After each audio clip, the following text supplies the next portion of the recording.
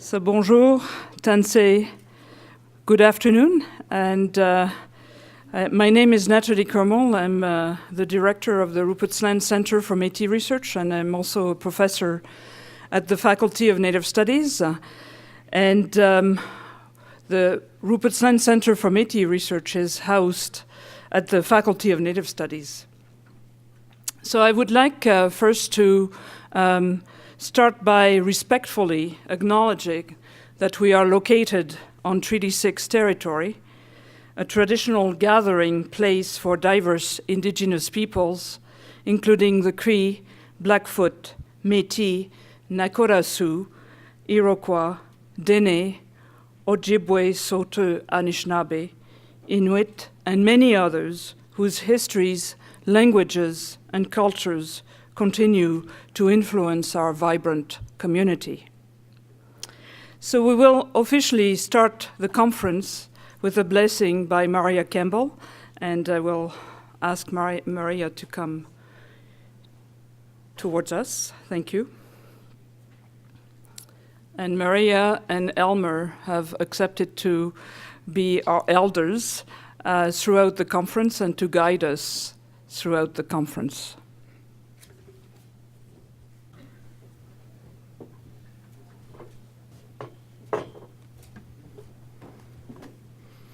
Bonjour, Danse.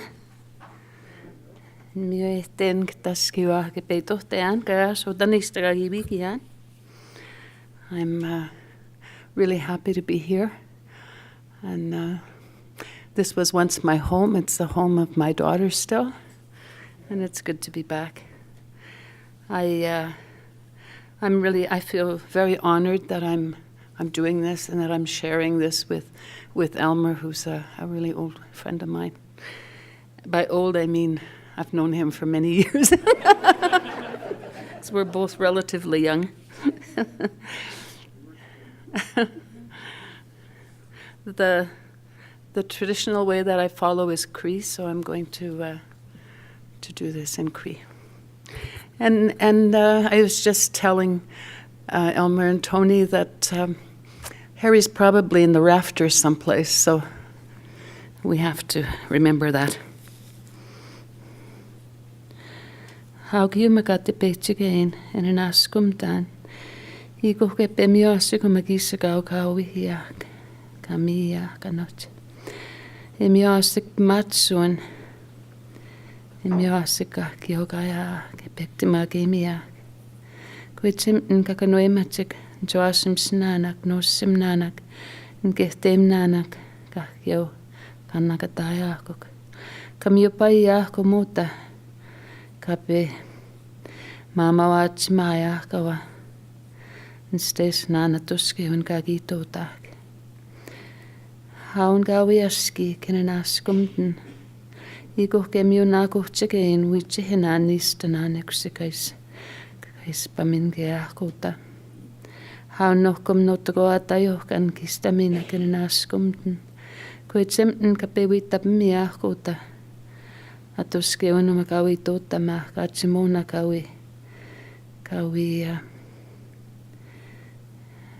kawi miittojahk. Vitsehenaan kan stohtamahk. Anhe. Viasweuna. Ego mine kuitsemtaan nohkom kawitsihiahkoma kaimak. Meska nauka kuivsittama vaakuk joasimsnoak.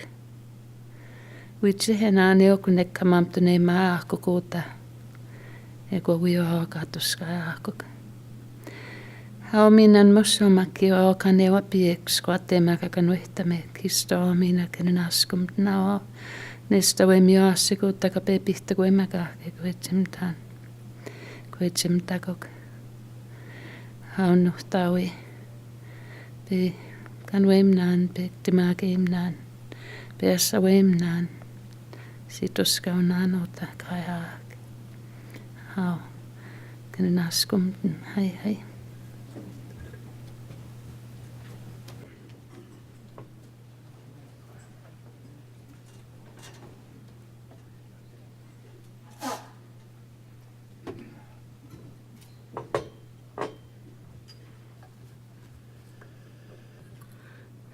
Thank you, Maria, for your words.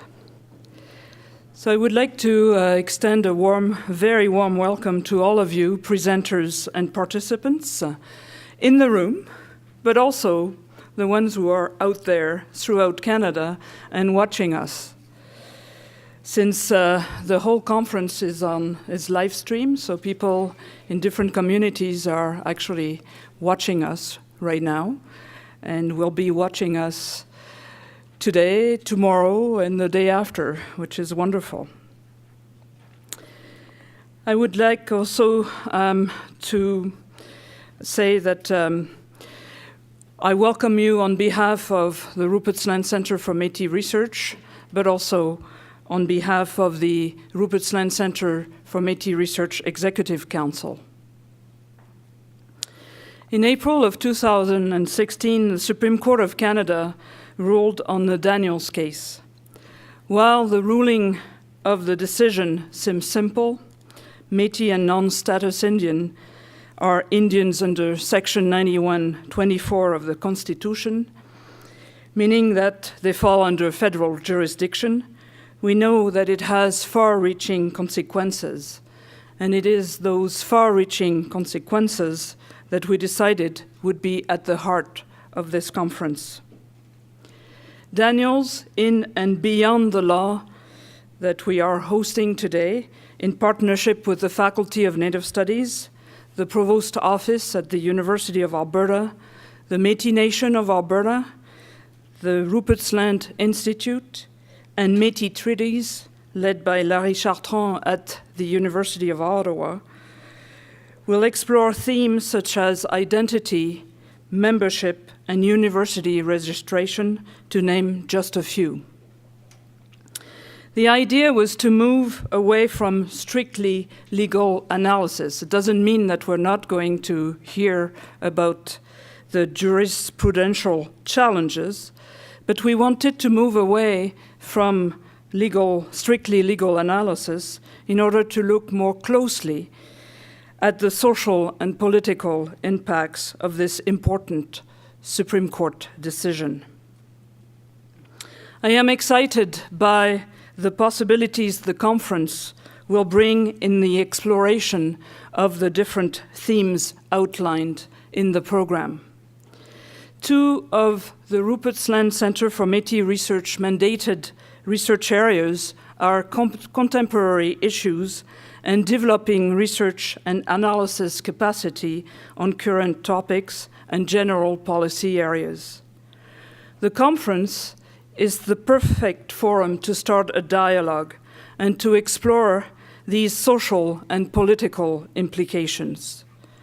By giving voice to academics, Métis organizations, and respected community members who have been in politics for a long time, since the 1960s and 70s, on such an important issue, we hope to be able to identify future research directions. I would like to thank each and every one of you for responding with such enthusiasm to our invitation. We have one of the most exciting lineup of academics and non-academic presenters, and I am thrilled to see so many of you here tonight. And I know there's going to be a lot of people tomorrow also. So I wish you a great and fulfilling conference. So now I'm going to turn to Chris Andersen, who's the Interim Dean of the Faculty of Native Studies, to say a few words of welcome.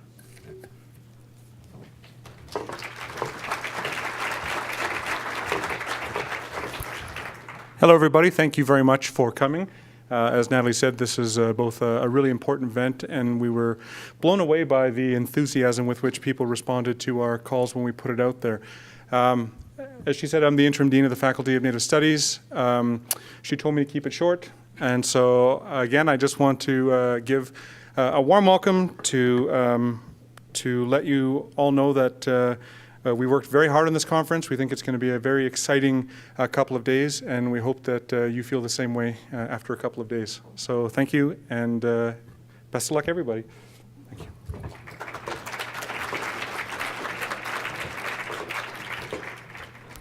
Thank you, Chris. And now I would like to invite Audrey Poitras, the president of the Métis Nation of Alberta, and she will say a few words of welcome.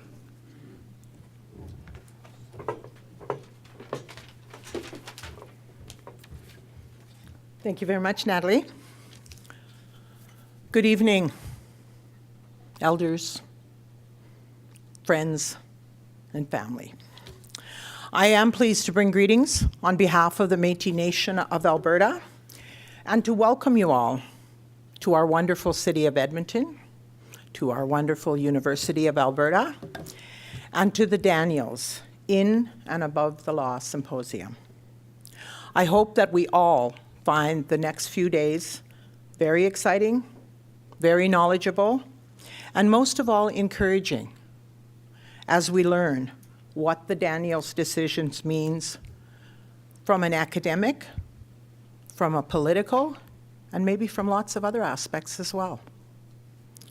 In April of 2016, we held a celebration at Fort Edmonton Park, and we invited our Métis citizens to come and join us in celebrating this landmark decision and to find out what does this mean to us, the Métis Nation of Alberta.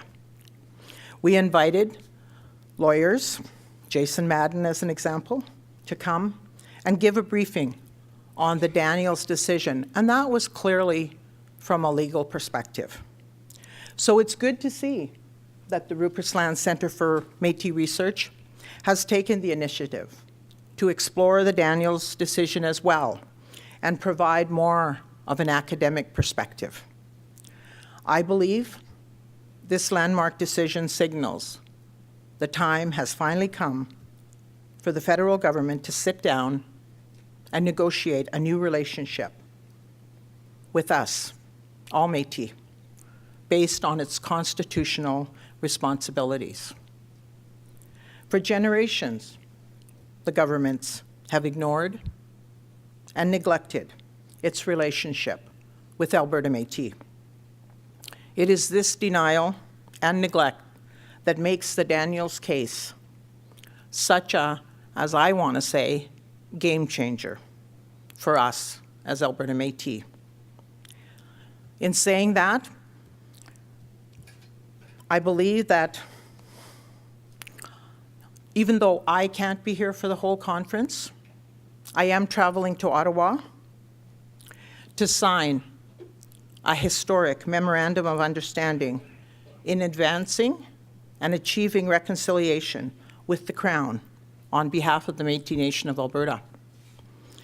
This MOU will allow us to enter into exploratory discussions with the Government of Canada to deal with land issues, self-government issues, and we'll also be attending a Crown to Métis Nation Summit where we will be signing a national MOU with the Prime Minister Trudeau and the Métis National Council. So I believe that we are moving in the right direction. I believe we will all see changes in the near future. And I do wish I could be here, because I would like to hear, when I look at the agenda and I see all the different people on that agenda, I think we're going to hear very many different perspectives on what Daniels means. So I'm sorry that I can't be here. I wish you all a very good conference, and I'll be thinking of you and trying to tap in whenever I can. So thank you very much. Enjoy the conference.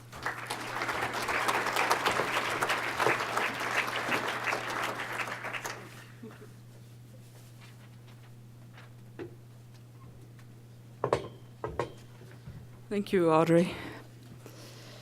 So I just wanted to let you know that if any of you need anything at one point, there are a number of people in the room, and some are students from the Faculty of Native Studies who volunteered to help us.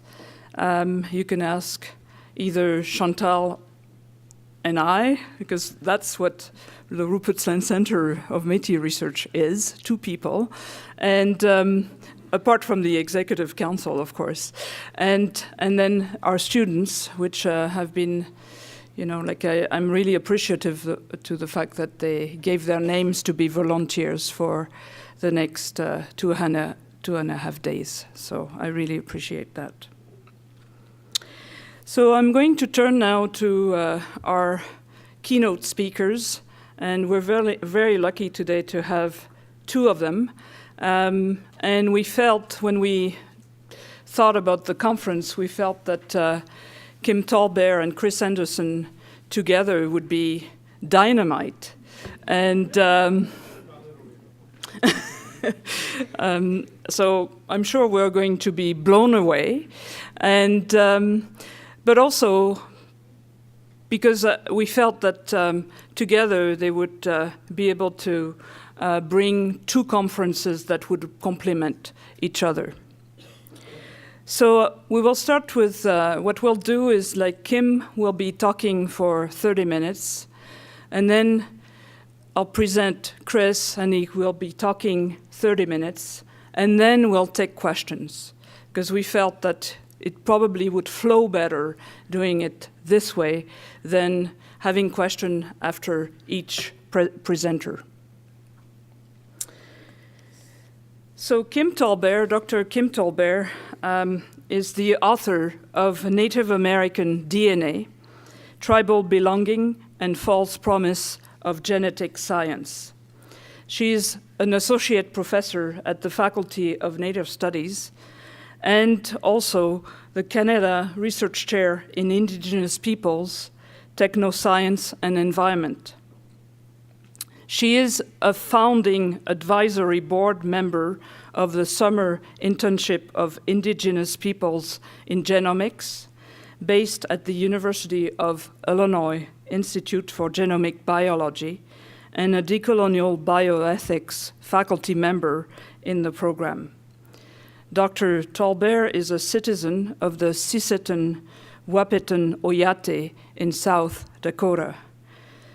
She blogs and she tweets. I said it right this time. Well, the last time it sounded not too nice, and so anyway, I got my E mixed up. So Kim will be talking about molecular death and Redface reincarnation, Indigenous appropriations in the US and Canada. Welcome, Kim Tallbear.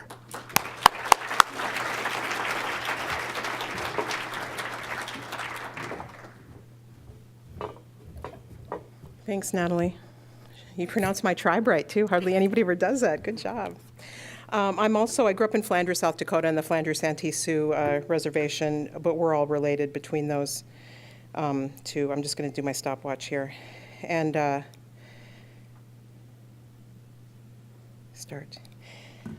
And the name Tallbear is Cheyenne and Arapaho. My grandfather was from the Cheyenne and Arapaho tribes of Oklahoma. So I have a lot of, as many of us do, probably lineages among many different peoples. So I'm going to get started. Chris Andersen thinks I can't do this talk in 30 minutes. I'm going to try. And I just want to say I'm really grateful to be here. I came up from the United States last year, and I hope never to have to go back. I love Edmonton. Love it. So if your settler government gives me permanent residency, we'll be good. So, okay. All right, and I'm sorry if I offend anybody. There's a bit of some controversial stuff in this talk. So I want to start out with a quote by a geographer I really like, and I'll revisit this quote in many ways during this talk. The idea of evolution has conditioned an odd understanding. We are what we were and not what we became. In the 21st century, new technological developments meet the old social technology of playing Indian. DNA ancestry testing conditioned by settler state racial formations has emerged to capitalize on many self-actualizing citizen consumers of DNA tests. I regularly hear from people via email, Facebook messaging, and during lectures who desire to locate an Indian obscured in the branches of their ancestral trees. Some seekers have no genealogical knowledge, but a suspicion. Some have seen a faded photograph of an ancestor with so-called Indian features. They often say high cheekbones and olive skin. Rarely a photographed ancestor wears Native American dress. Others simply have a feeling of identifying with Native American culture. These are all quotes. Some have documentary evidence or oral family history. Many in the U.S. have lifelong stories handed down through the generations, most often about Cherokee ancestry, with Choctaw, Apache, and Blackfoot ancestry also commonly cited, especially across the South. In Canada, claims to Métis ancestry appear to be most common. Others here will talk about that, although these can involve a search for lineages of other Indigenous peoples too, given that Métis often gets conflated with having mixed ancestry. Following are representative U.S. American voices that desire DNA proof of an Indian in their family trees, so I've combined 10 stories into 3 vignettes for anonymity, and then I've taken some poetic license in reconstituting these stories from the lives of many people. The first one I'll call Eva. Dear Dr. Tallbear, roots. Our family is confused. We cannot name our tribal roots. One great-grandmother was Native American. On the other side, a great-grandfather too, both from the Southeast. Exactly where, we cannot tell. Documents were lost, nativeness a thing of shame back then. We, descendants, passed as white. Missionized, assimilated, our heritage was denied to us. This is a deep and painful loss. I have rounded up relatives for DNA testing. A still living aunt, an uncle, a cousin or two. We are growing older. There is not much time left. We need to do sampling as quickly as possible. My questions are simple. Which tests? For which lineages? Which company? How do I find my people? Joe writes, Dear Dr. Tallbear, you are busy, I know. I will understand if you do not reply. I will be so grateful if you do. My paternal great-grandmother, I am told, was a full-blooded Pequot Indian. And there is an old family photograph, yes, a photograph of a woman dressed as an Indian, yet we come from a place in the East landscaped with stories of vanishing Indians, the tribes declared extinct. We are not extinct. Today we seek recognition, but we were assimilated, our ancestors categorized as black, white, mulatto, out of existence as Native Americans. DNA may help us prove who we really are, which company, which tests.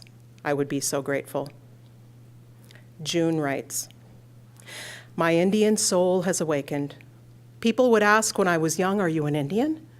No, I would shake my head. But after many winters, I began to walk the red road. I seek knowledge. I wear a medicine bundle. I made a woman's lodge, a medicine wheel. Even more people now ask me, are you an Indian? I hear my great-grandmother was full-blood Apache. My soul longs for the truth. Does Indian blood course through my veins? If so, I want to be part of my people. Now, down to business. I require a reliable, affordable DNA testing company. Please advise.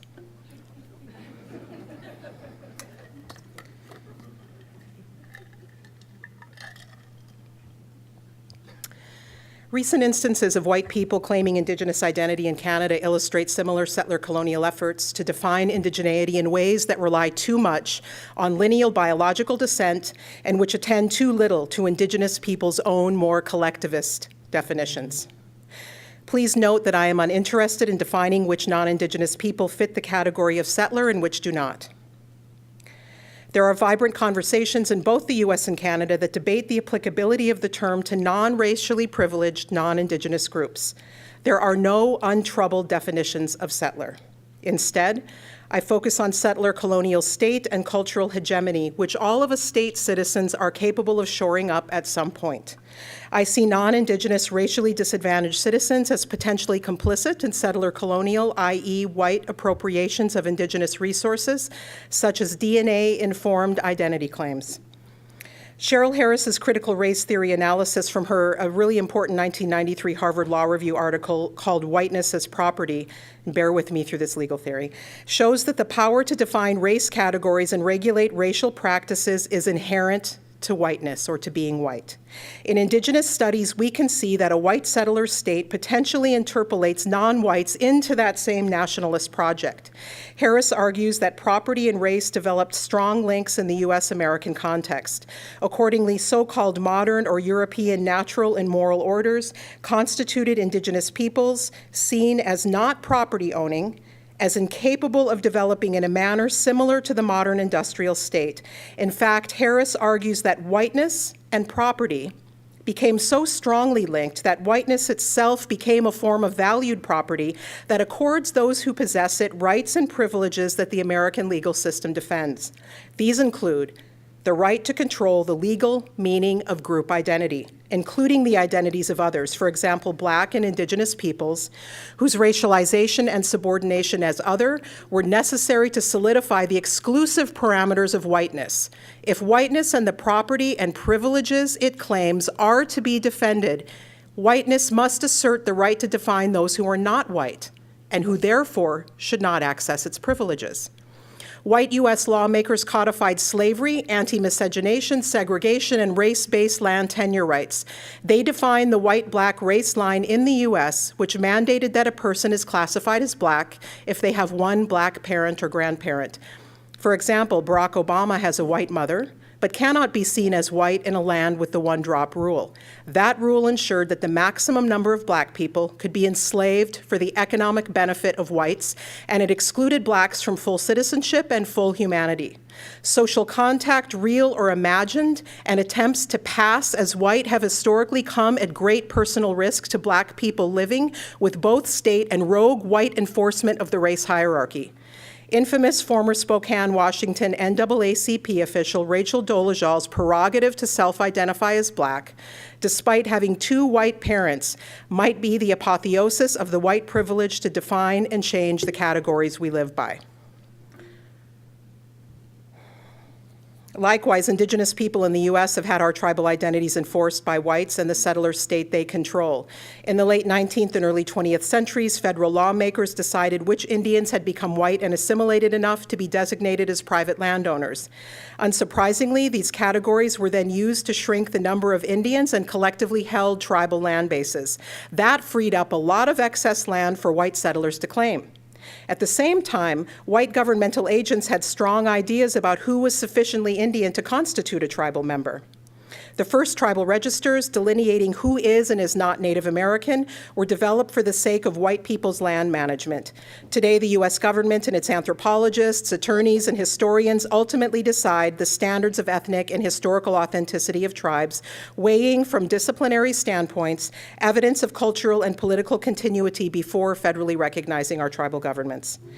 In the consolidation of the Black-white binary in the U.S., red as a race category has come to be viewed as absorbable into the white body and the nation. So this is really different than the way that Black is defined in relationship to white.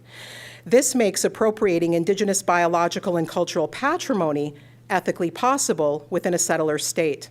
We Indigenous people were not supposed to survive. Our death was a foregone conclusion. The Indian was to be outright eliminated. Through massacres and disease, intellectual and policy projects attempted to hurry that along, all aimed toward the cultural and genealogical absorption of red into the national body. So like land and mineral resources in earlier centuries, Indigenous DNA is now understood in the 21st century as a natural resource that is always vanishing, always from less developed Indigenous peoples that we possess, but which the modern settler subject alone has the capacity to develop into knowledge or valuable property. So they're doing with our biological resources today what they've been trying to do with our land, water, and mineral resources for the last couple of hundred years. So the settler state, its policymakers, scientists, and citizens have come to understand Indigenous cultures and biologies as part of the proper inheritance of the settler state. Thus, scientists have claimed the right to control and study our bodies. Genome scientists, like bone scientists and European and American naturalists and explorers before them, have the power to rename and re-identify bodies. The genomicist reconceives the Indian as molecular, with techniques developed and fine-tuned on the backs from the bones and the blood of the Indian. Genomicists, in turn, sell those DNA testing technologies to citizens who seek transformation. If so-called Native American DNA sequences are found in one's body, and Rick Smith will talk about that more on Saturday, that not yet Indian can be transformed according to a genomic definition into a molecularly defined Indian. Therefore, genomic study of Indigenous bodies and public consumption of DNA tests together constitute ongoing settler efforts to narrate history and the truth of race and identity in ways that undercut Indigenous peoples' own definitions. Genomic and other settler articulations of Indigenous identity are yet more colonial acts in a long line of colonial acts. So I want to talk about playing Indian now, and you've got some images here. It's this contradiction, our simultaneous erasure in the dominant settler state racial imaginary alongside our actual survival as peoples that refuse to be fully absorbed into the political and physical bodies of others, that compels what historian Philip Deloria calls playing Indian. In addition to a rich historical archive, Deloria draws on British writer D.H. Lawrence's analysis, which describes an essentially unfinished and incomplete American consciousness that produced an unparalleled identity crisis. Lawrence wrote, "No place exerts its full influence upon a newcomer until the old inhabitant is dead or absorbed. Therefore, the unexpressed spirit of America could not be fulfilled without Indians either being exterminated or assimilated into white America," Deloria summarizes. "The indeterminacy of American identity stems in part from the nation's inability to deal with Indian people. Americans wanted to feel natural affinity with the continent, and it was Indians who could teach them such aboriginal closeness. Yet in order to control the landscape, they had to destroy the original inhabitants. Half-articulated Indianness continually lurks behind efforts at American self-imagination." Deloria documents a range of playing Indian practices that have occurred since the U.S. Revolutionary War and before, from 18th century images representing the Indian as the oppressed colonist, to the Redface of the Boston Tea Party, to 19th century fraternal orders, to the 20th century with its Boy Scouts, hobbyist powwows, and the New Age movement. We have 4 centuries of settler identity crisis focused on playing Indian. Sorry. So back in the early 1990s, I bought a t-shirt at a powwow that had a big red and black feather motif, and it had these words scrawled across the front. "No, my great-grandmother was not a Cherokee princess." So I was like 22 and I thought that t-shirt was hilarious. It was probably nonsensical to most of the people I passed on the streets of Cambridge, Massachusetts, where I lived at the time. But who knows, perhaps I passed now U.S. Senator Elizabeth Warren while she was a Harvard law professor claiming Cherokee identity, based like so many others, not on lived affiliations, but on family stories. As long as I can remember, Native Americans in the U.S. have laughed at how many non-natives we meet who claim to have a Cherokee great-grandmother in their lineages. It's like they all speak from the same script. Well, according to Phil Deloria, they do. In fact, the problem of playing Indian is so pervasive that in the early 21st century, there are hundreds of fabricated Cherokee tribes, or 501c3s to be more precise. Cersei Sturm's book, Becoming Indian, provides a nuanced ethnography of such groups. There is also an upsurge in whites in Canada claiming to be Métis, which they often misunderstand to be not a distinct post-contact Indigenous people, but a racialized term for those of mixed Indigenous and European ancestry. Often such claims are based on one long ago suspected or proven Indigenous ancestor in a family tree otherwise lush with European branches. While many of us have been shocked at those who would don blackface, whether for a Halloween costume or in a real-life attempt to pass as African American, witness the public incredulity at Dolezal, Indigenous people are plagued with playing Indian cases. Those who don redface, whether on Halloween, in the football stands, or very often in real-life attempts to pass, regularly evoke public sympathy and accusations of identity policing, lateral violence, and focusing on unimportant issues. The defensive lamentations include, "We are honoring you with mascots." Aren't there more important things to worry about? Those who claim Indigenous ancestry are bringing attention to your issues. You should be grateful. They do good work for Native people. Don't hold them to colonial standards of blood quantum. Such pleadings circulate through cyberspace even when Indigenous people get national media attention for marching in protest or trending a new hashtag on Twitter, not your mascot. Why the discrepancy between societal responses to playing African American versus playing Indian? It has to do with the particular way in which Indigenous people's bodies and cultural patrimony are viewed as absorbable by the settler state. Nathalie, where are you? My stopwatch went off, so if you can give me like a 5-minute note and a 1 minute. Okay. Is that good? Sorry. All right, so Sorry if this is uncomfortable for people. I'm going to talk about 2 cases of playing Indian, Andrea Smith and Joseph Boyden. In July 2015, Andrea Smith of the University of California, Riverside, who was prominently known as an Indigenous feminist scholar and anti-violence activist, was called out in Indian Country Today for falsely claiming Cherokee identity. I was one of 14 Indigenous US-based feminists who wrote and signed that letter. It was not an easy decision to make. Speaking only for myself, I was nervous to publish the letter. I had been a friendly acquaintance of Andrea's in the early 2000s at UC Santa Cruz during my first year and her last year in the History of Consciousness PhD program. Having grown up in both reservation-based and urban Native American communities and having worked prior to my PhD as an environmental policy analyst across Indian country, I ascertained right away that Smith was little connected with the Cherokee Nation she claimed to be affiliated with. She didn't know anybody. But it is precisely that I am averse to policing the nature of people's lived connections to Indigenous community that I said nothing. I just quietly took note. I am accustomed, as are many of us who venture out of Indigenous community into the wider US landscape, to encountering people who make much of their Indigenous ancestry despite having no lived experience in those ancestral communities.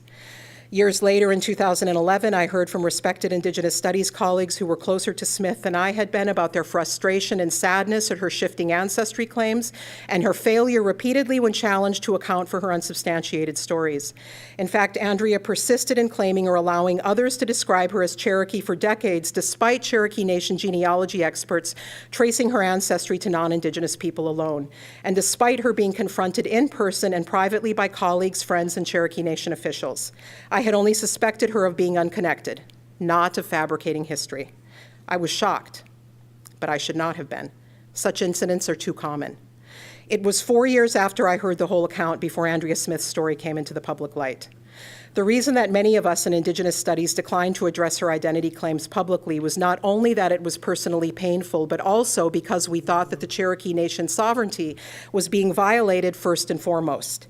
If they did not go public beyond their one-on-one meetings with her, what more should we non-Cherokees do? It was not until I grasped that her playing Indian was representative of an unrelenting problem in our academic world that I knew speaking up was required. How could we study, write, and speak in the service of Indigenous self-determination while not speaking out on the fundamentally anti-Indigenous colonial appropriation that is playing Indian? As with all forms of structural racism and settler colonialism, it matters not if the players have some good intent. Here's a key passage from the Indian Country Today letter. Our concerns are about the profound need for transparency and responsibility in light of the traumatic histories of colonization, slavery, and genocide that shape the present. Andrea Smith has a decades-long history of self-contradictory stories of identity and affiliation, testified to by numerous scholars and activists, including her admission to 4 separate parties that she has no claim to Cherokee ancestry at all. She purportedly promised to no longer identify as Cherokee, and yet in her subsequent appearances and publications continues to assert herself as a non-specific Native woman or woman of color, scholar to anti-racist activist communities in ways that we believe have destructive intellectual and political consequences, presenting herself as generically Indigenous and allowing others to represent her as Cherokee. Andrea Smith allows herself to stand in as the representative of collectivities to which she has demonstrated no accountability, and undermines the integrity and vibrancy of Cherokee cultural and political survival. To return to Rachel Dolezal, she also claimed to be part Native American and that she was raised in part in a teepee and hunted with bows and arrows. But again, while black and white are defined as mutually exclusive race categories, whiteness has been defined as capable of absorbing red. Thus, Dolezal's wild Indian child claims were much less problematic in the court of public opinion and were hardly noticed outside of Indian country. The Dolezal story also received far more national attention than did the Andrea Smith story, despite Smith's much greater reputation as a scholar and activist. Indigeneity must be eliminated as a separate category in the nation, if not by extermination, then by assimilation. I followed the social media on both cases closely and saw among even critical race thinkers much incredulity at Rachel Dolezal and far more defense of Andrea Smith. The more recent Joseph Boyden case in Canada provides a similar example. In December, APTN's Jorge Barrera broke a story of renowned Canadian author Boyden's shape-shifting Indigenous identity. He's a prize-winning and widely known novelist who over the years has variously claimed his family's roots extended to the Métis, Mi'kmaq, Ojibwe, and Nipmuc peoples. He also traces his Ojibwe roots in part to his uncle Earl Boyden, who in the mid-20th century went by the alias Injun Joe, and who dressed in a headdress and sold faux Indian crafts to tourists in Algonquin Park, Ontario. The APTN article cites documentation of Earl Boyden admitting he had no Indian blood. Debate erupted in the Canadian press and on social media regarding Boyden's right to claim to be Indigenous based on dubious ancestry. The New York Times picked up the story several weeks later in January. Many Indigenous commentators have focused on his obligations to be forthcoming about his ancestry and connections with the communities he professes to descend from. Some critics also focus on many opportunities awarded to Boyden as an Indigenous writer and to space he took up as a highly sought-after public commentator on Indigenous issues, including missing and murdered Indigenous women and Truth and Reconciliation, which some Indigenous critics have accused him of having too facile or too critical an understanding. Boyden has elicited no small amount of sympathy from non-Indigenous commentators in the press and from members of the public. Some Indigenous commentators also say that only those from Indigenous communities he claims should weigh in on this issue. As with Andrea Smith, I no longer find that critique compelling. Boyden's playing Indian has a far-reaching effect beyond the Indigenous peoples he claims. So far, no Indigenous community has come forward to claim him and affirm those claims. Individual Indigenous people and families have expressed sympathy for him and asserted their ongoing relations with him. A prominent Indigenous filmmaker has declared publicly that she will ceremonially adopt him. Now, as many of us in this room know, Indigenous people in North America commonly do ceremonial adoptions of each other. Friends will establish a formal brother-sister bond, or we adopt non-Indigenous people in order to formalize an intended relative relationship. A Crow nation with the surname, a Crow family with the surname Black Eagle even adopted Barack Obama during his 2008 campaign. Soon-to-be President Obama was given the ceremonial name, one who helps people throughout the land, not those people that he dropped bombs on. This does not make Barack Obama a Crow. Boyden's original shifting Indigenous ancestry stories and his responses to the APTN story and subsequent social media response have been vague and reminiscent of Andrea Smith's Cherokee ancestry claims and responses to the public challenges to those claims. So I want to read a couple alongside one another. Smith asserted in a blog response, "I have always been and will always be Cherokee. I have consistently identified myself based on what I knew to be true. My enrollment status does not impact my Cherokee identity or my continued commitment to organizing for justice for Native communities." From Boyden, we hear in response to CBC interviewer Candy Palmater's question, "Are you Indigenous?" Absolutely. I am the person I've always shown myself to be, both privately and in public, and my family says. I'm a white kid from Willowdale with Native roots. I have always said very clearly and carefully to the public, a small part of me is Indigenous, but it's a big part of who I am. He talks a lot about always hearing stories. Boyden also evades calls for transparency by referencing the concept of blood quantum and elsewhere Indian status, which is not an argument being made against him. So he says, no, it's not about blood quantum. This is who I've always expressed as myself. My family have said we are. Andrea Smith also avoids the question of her lack of transparency and her shifting disputed claims to her Cherokee ancestry at all, and the fact that the Cherokee Nation has explicitly challenged her right to identify as such when she implies that her not being enrolled in the Cherokee Nation is the source of challenges to her claims. But the Indian Country Today letter that set off the media response around her story very clearly states that our concerns about Andrea Smith do not emerge from status forms of enrollment or non-enrollment, federal recognition or lack thereof. Our concerns are about the need for transparency. So it's common for many diverse people to ask why these cases matter. Don't we have more important things to worry about? But these cases are produced from the same history of white privilege to choose, name, and define the categories by which we must all live.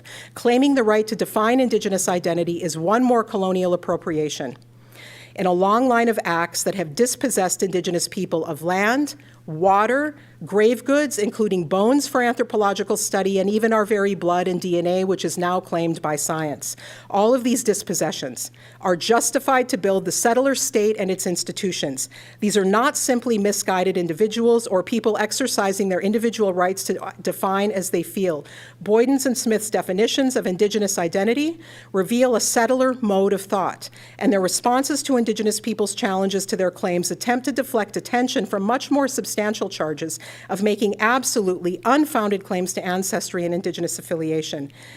In the long history of playing Indian on this continent, it is plausible that neither of them nor the millions of others in these two settler states who do the same, grasp the nature of Indigenous challenges to their claims. Their deflections and responses reveal that they were formed as thinkers within more individualistic, settler nationalist frameworks in which mythological narratives of an Indian ancestor are alone sufficient basis for claiming to be Indigenous. So I would like to see us get to the point where Indigenous ancestry, even if proven, is not sufficient grounds alone for Cherokee or Nipmuc or other forms of identification. I'll leave it to Métis to decide what they think. Do I have time for a couple more minutes, Nathalie?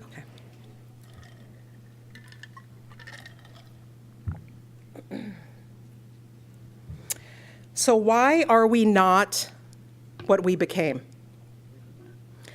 A soft-spoken young man stood in a cavernous auditorium. This is what he said. In our genealogy, we have ancestors listed in the Dawes Commission reports as Cherokees. This was a revelation. Hard proof after so many family stories of our native origins. You study DNA testing. Can you tell me then? Are we Indians? Are we African Americans? Tell me. How do we know who we are? I hear some version of this question often, and I am weary of it. I'm also sad to hear it. Given the reality of ongoing becomings, why are so many of us prone to think we are or should be what certain of our ancestors were, and not what we became or are becoming? Which social biological networks, both human and non-human, are we actually entangled with? Who had the questioner already become in his young life? Who was he becoming? Surely he must know who he is. Now, certainly there might be work, relations he can cultivate and enact in order to connect in his life with a Cherokee collectivity, even if he cannot be enrolled. Some people raised within Indigenous community also face that limitation, or the young man may choose not to do that connecting. Lived relations, not DNA or material semiotic blood alone. That said, blood relations are an important starting point for crafting lived relations, whether that happens at birth or later in life.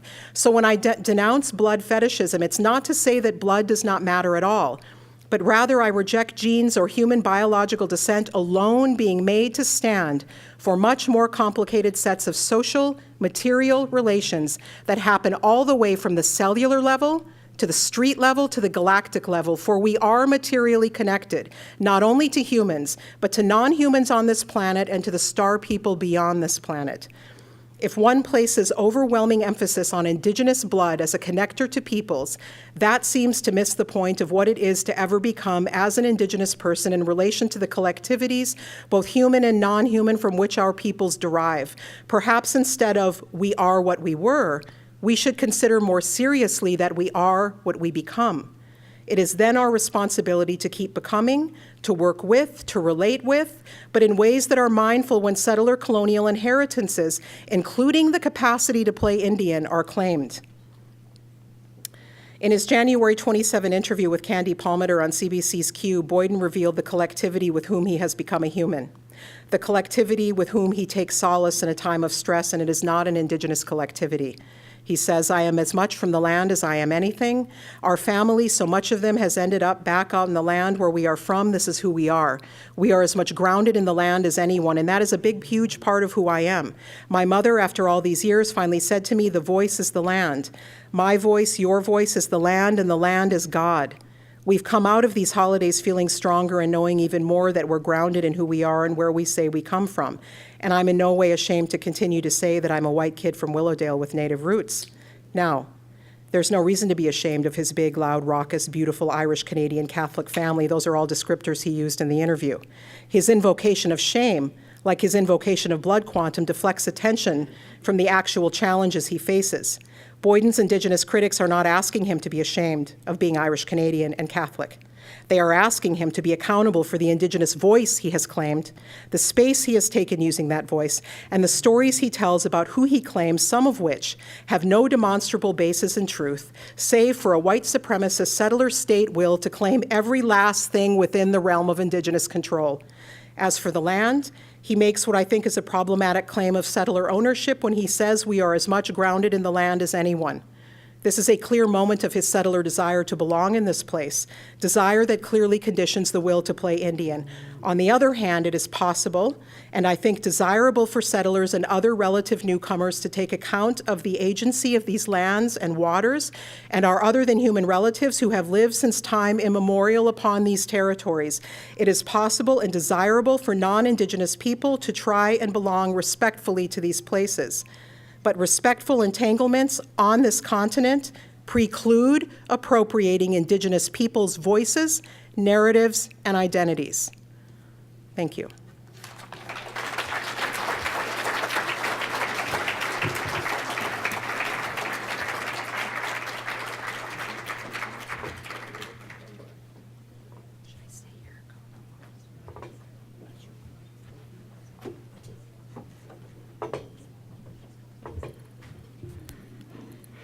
Thank you very much, Kim. I told you it was going to be dynamite. I was so mesmerized that I didn't even take time. When you said, do I have 5 minutes, or I couldn't tell. I was just,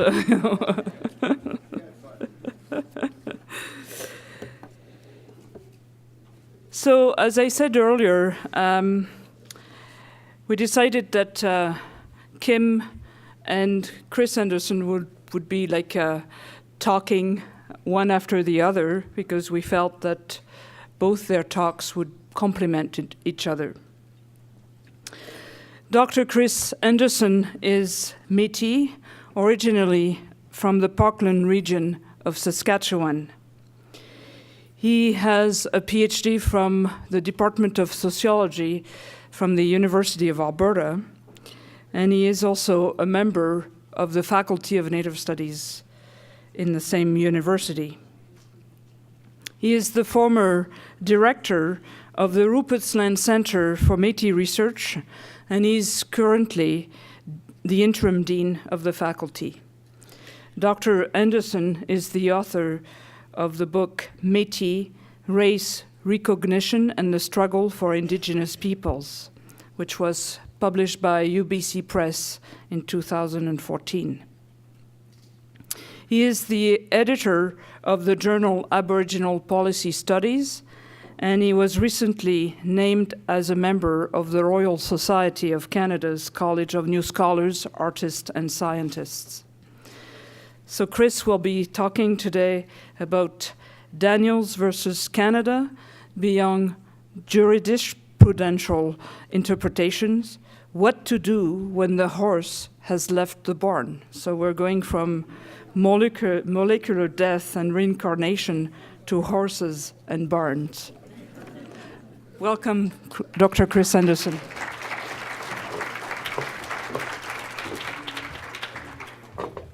Thanks.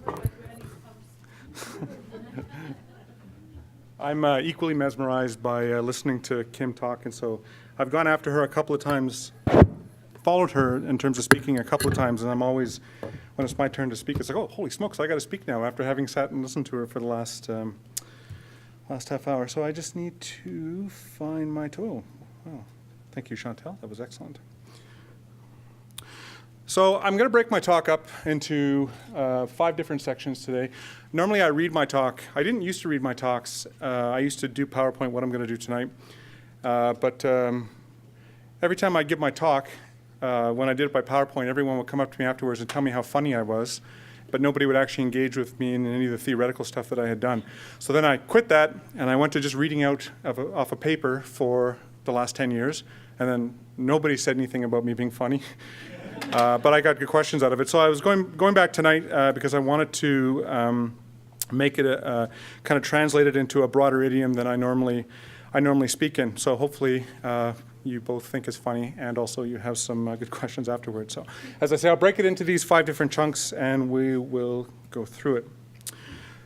So the first thing I want to talk about is I want to talk about the difference between the way that jurisprudential scholars think about court cases, especially court cases that come from the Supreme Court of Canada, and the way in which a whole host of people in all walks of life like to think they know about particular court cases when they come out. And all this started when I had this ongoing discussion / friendly argument with a jurisprudential scholar and friend of mine who got extremely frustrated by what he or she saw as the liberties that people were taking with what they thought the Daniels case was actually about. And he kept saying, people are blowing this out of proportion. This is not the big deal that everyone's making it out to be. This is a simple court case about issues relating to federal and provincial jurisdiction.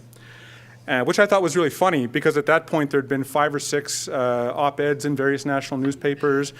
People had been on various types of media. I had gone on CBC. Several friends and colleagues had gone on other stations to talk about kind of the implications of this, and none of us had talked about the fact that it was just about jurisprudence. I'm not a jurisprudential scholar. I have no idea whether it's just about jurisprudence, but I can tell you that jurisprudential folks think it's about more than jurisprudence. And so that's what I'm going to talk about today in part.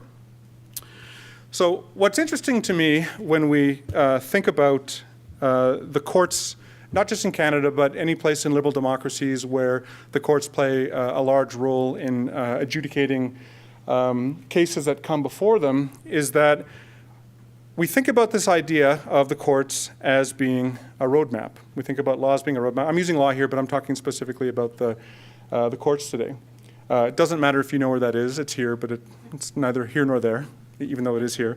But when we think about law as a court, or when we think about law, we think about the courts as a roadmap. We normally think about it in the context of what legal actors like to think about it, and what those of us involved in socio-legal scholarship like to think about it. So court logics, through Supreme Court decisions, they provide guidelines. They provide guidelines both in the context of future litigation strategies often, but they also provide decision-making in associated policies. So for any of you who are familiar with the Powley decision when it came out in 2003, and think about what the impact of the Powley decision has been on subsequent court cases, but also think about the ways in which it has shaped the political relationships between Métis organizations and the provincial and federal governments along a whole spectrum of different things. Clearly, court cases are never just about the logics that are in the court cases themselves. They have these broader political impacts. In fact, it would make no sense at all to go to a Supreme Court and have a court decision if there wasn't the idea that they were going to have these broader impacts. So for legal actors, court decisions are important, not for what they say, because very often people read different things into what they say. It's for what people think they say, for what people wish them to say, what actions they take on what they draw from a particular court's logics, what they see in those logics, and their power relative to other organizations and departments to enact those actions. So we like to think of the courts or Supreme Court decisions as this roadmap where they very clearly lay out these logics, and then people go and say, oh, well, shake hands. We now know that everything is settled. But of course, that's not the case. People will take certain chunks, put it toward things. Other people will take other chunks. Sometimes, I'm told, that Supreme Court justices will write things that conflict in different paragraphs with each other, and then that causes a big uproar as well among my jurisprudential scholar friends. But the point here is that when these things get constructed in this particular way, they can mean lots of different things to lots of different people. And so I was trying to sort of think about how I could explain this to people in terms of how, sorry, hang on, I'm getting dry here. In terms of how scholars have written about what the law is over the course of the 20th century. And if you think about this movement away from formalism toward instrumentalism, back in the kind of the pre-war period, people would talk about the law as this hermetically sealed thing where facts would come into the court. They would use jurisprudence, they would use pre-existing precedent to arrive at the correct legal decision. Didn't talk too much about the way in which it impacted law. Then you get Marxists and critical legal theorists that come along in the 1960s and say, well, wait a minute. In fact, what the courts actually do is they reflect the dominant interests of the dominant groups in society. So dominant groups will put things into the court, and then we end up seeing the courts, because they're inherently conservative, as producing these conservative decisions that tend to reproduce these hierarchies in our society. And so I was teaching a course an introduction to Aboriginal rights in Canada. And this was a long time ago. And I had a student in the class who was both a lawyer and also someone who worked for the Department of Oceans and Fisheries.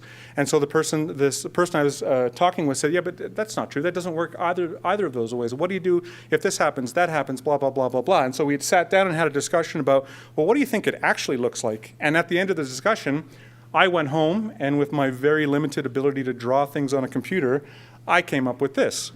And so this is what ends up happening. You think about a social issue that goes into the legal field. It gets translated in particular ways in the legal field. You have all these different actors that are involved. There's a person with 2 broken legs there. I'm not quite sure why I put them in the photo.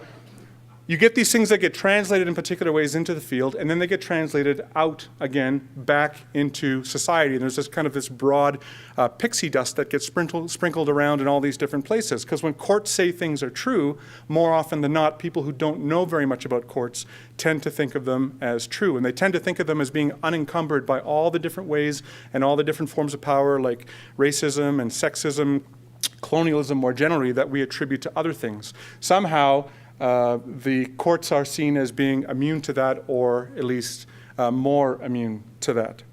And so as I started thinking about this, I started thinking about, okay, well, wait a minute. If you're someone who works with the courts a lot, or you're someone who is part of an organization that has long involvement with the courts, then it makes sense to think about the law or to think about the courts in that fashion. But what happens if you don't really know anything about that? What happens if you're just a normal person? Not to suggest that legal actors aren't normal, but if you're just a normal person who doesn't sort of think too much about the law beyond the odd parking ticket you get that you have to go pay off or whatever, you don't really have your whole sense of what the law is comes from Law and Order or those kinds of things. What happens in that context? And it seems to me that instead of thinking about the law as a roadmap, it's more interesting and in some ways more helpful to think about the law as a coloring book, like for adults. So how many of you have ever used an adult coloring book? Really? Because I go to the airport and I see people all the time coloring on these things, so I must be looking at a different group of people. But they sit there for hours and they color in these things, and I was quite surprised, and maybe you guys aren't. These aren't paint by number. You have to sit down and choose all the different colors that you're going to use when you put them into the book. So why would anybody want to do that, first of all? None of my business. But the more important thing is you can get that thing, which is apparently not finished yet, you can get 2 different people doing that and construct completely different looking finished products because they imbue it with the meanings that they have based on what colors they like, don't like, those kinds of things, right? So for non-legal actors, these court decisions are like coloring books because they paint their meanings onto court logics. And in ways that very often jurisprudential scholars and lawyers will say, well, that's wrong. That's simply incorrect. That's not what the court was saying. They don't care what you as a lawyer or a jurisprudential scholar think the court is saying. They have their particular idea about what something means, and they go forward with it. And these people, sometimes in positions of power, can think through these things in ways in which they can enact logics that they read out of these decisions in ways that nobody had ever intended. And that becomes really important, and I'll talk about this in a second, when we are on places like university campuses. So court logics or words are often imbued with meanings far beyond their jurisprudentially accepted meanings.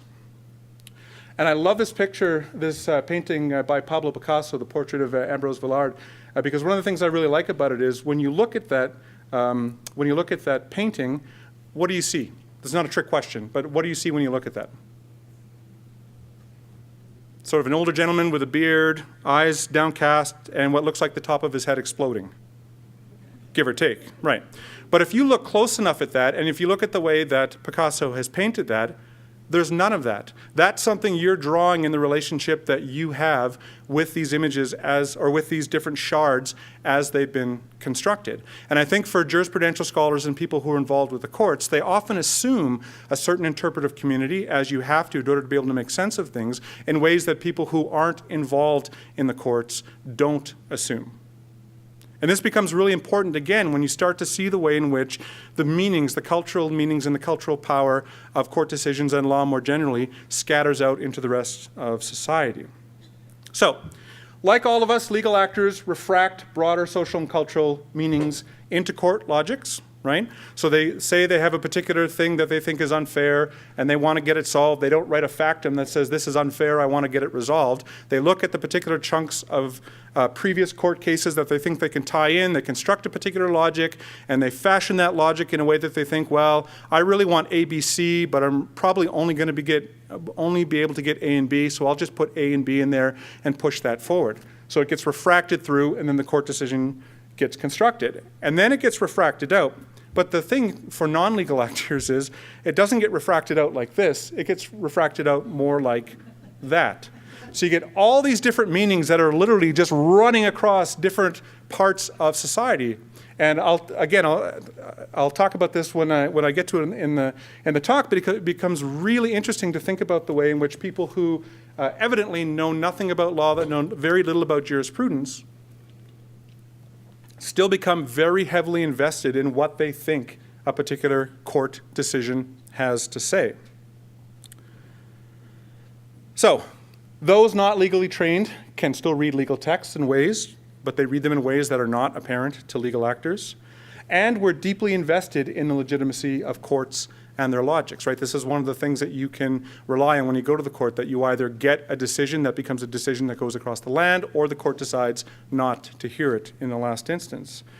And therefore, when court decision makes statements we can recognize ourselves in, it encourages particular forms of what I'll call self-making, particular forms of reflecting on yourself and your relationship to other people.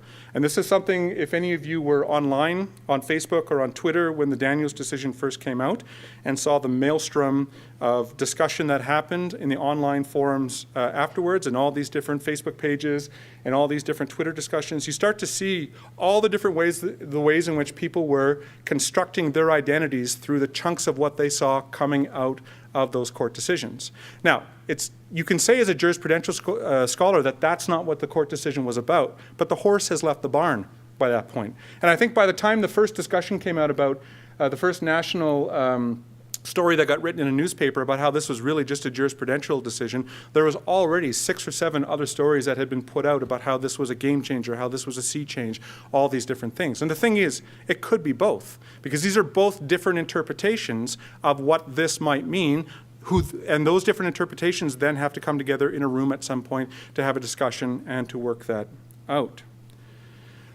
So you think about the Supreme Court decision, which was I didn't think it was the slam dunk that everybody did, and I have a reputation for being more or less contrarian, so that it doesn't bother me if you don't agree with me.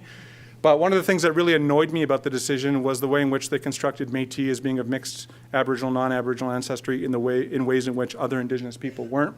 Paragraph 17 is a favorite of mine. There's no consensus on who's considered Métis or non-status Indian, nor need there be. That's interesting. Cultural and ethnic labels do not lend themselves to neat boundaries. That's also interesting, given that the Canadian state works every day to try and construct these fairly neat boundaries. Métis can refer to the historic Métis community in Manitoba's Red River settlement. Yes, it can. Or it can be used as a general term for anyone with mixed European and Aboriginal heritage, which raises the question, oh, why is that? Which, of course, they don't actually discuss. But one of the things that they do discuss, and one of the things that I found most interesting about the court decision, is the dynamics of self-making. So the dynamics through which we understand ourselves as who we are and our relationship to other people. So you can easily think to yourself, well, I'm a proud Canadian, for example. There's many people in the room, many of them Indigenous, who don't see themselves as proud Canadians.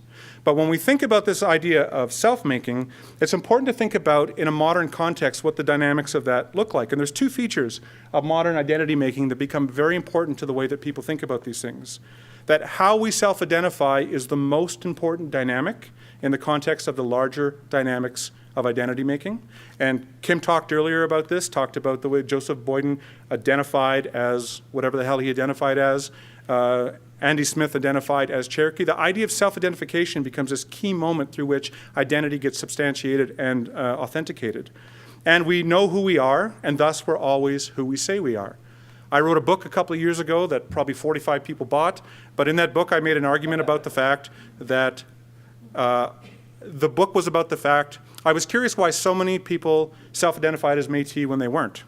And as I've gone out and given presentations on the book, one of the things I found out is that people who are told by their parents and grandparents that they're Métis don't like it when you tell them that they're not Métis, or at least you ask them to interrogate the logics through which they understand and their parents and grandparents understand themselves as Métis. But this idea of self-identification becomes this key moment through which identity gets enacted. And the second element of this is that identity is not just something that you are, but something that you can become. And in fact, Kim and I never actually talked about our talks, but it's very interesting that we're having these kind of synergies as we go through this. So the important thing here to think about, and this is again one of the things that Kim talked about, is that identity is not just about who you claim to be. It's about who claims you back. And there's a whole kind of chunk of literature in the academy about this idea of white possessiveness, this whole idea that you think you own things simply because you feel like you want to be that thing. And in your feeling to be that, to want to be that thing, that's enough to sustain the claim to being that thing. As opposed to making particular types of claims and being accountable to other people, family, community, to have a discussion about what that claim or what those claims mean. And a couple years ago, when this came to a head with Andrea Smith in the United States, the Native American and Indigenous Studies Association, which is the largest Indigenous Studies Association in the world, came out with a statement on Indigenous identity fraud. I don't know if you guys can read it all the way at the back, but they say, belonging does not arise simply from individual feelings. It's not simply who you claim to be, but it's also who claims you. When someone articulates connections to a particular people, the measure of truth cannot simply be in the person's belief, but must come from relationships with Indigenous people, recognizing that there may be disagreements among Indigenous people over the legitimacy of a particular person's or group's claims. So this becomes an ethical issue about what it means to make claims in an absence of getting claimed back. And so the thing that always gets thrown back at us when we have this discussion, in addition to kind of the colonial policing and lateral violence thing that gets flung at us, is that, well, what about people in care? What about people who are adopted out? What about people who can't find their families? But if you look at a lot of the stuff that's going on here, these aren't people. These aren't the people that are making those kinds of claims. And of course, those are fraught situations. And of course, you want some type of sympathetic and compassionate agonism when you have these kinds of discussions. But that thing cannot be used to dismiss the entire discussion about what does it mean to be claimed back by somebody. And there's a lot of people in this room who have colleagues that grew up away from their family and their community, who are making attempts to reconnect with family and community. And it can be incredibly difficult for a whole bunch of different reasons. But that doesn't mean that simply making claims to something should be the end of that claims-making process. Which is why I got so interested in the Boyden situation, because this is what's happening.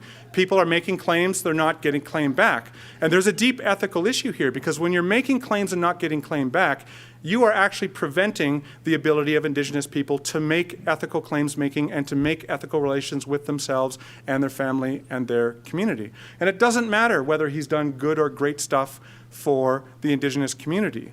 It's great that he has, although that tended to piss off a lot of Métis people when he did that. But the point is that he could do that as a non-Indigenous person. He could be doing all the same things that he's doing in a more ethical way, rather than attempting to possess an identity that someone doesn't claim him back with. Now, this idea of relational belonging is, to me, really important, and to a lot of Indigenous people, really important. And one of the most worrisome things about the Daniels decision, aside from my profound irritation at the way that they construct Métis in terms of Aboriginal and non-Aboriginal identity, is the fact that they remove the idea of relational belonging as being an important element in the context of understanding jurisdiction. So for those of you who know anything about the Pally decision that came out in 2003, they had the three different chunks for the test. Self-identification as Métis, ancestral connection to a historic Métis community, and acceptance by a modern Métis community. That seems relatively straightforward. Number 2 is not actually as straightforward as we think it is because they don't actually require ancestral connection to a historic Métis community. They only require ancestral connection to an Indigenous community that the state never defined as First Nation or Inuit, and that's not necessarily the same thing.